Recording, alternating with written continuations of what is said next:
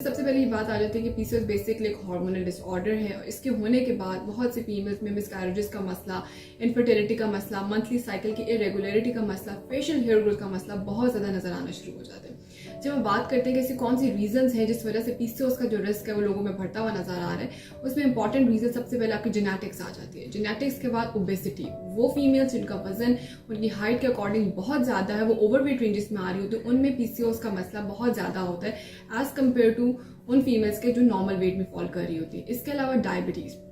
वो फीमेल्स जिनको शुगर का मसला है, जिनके ब्लड शुगर लेवल्स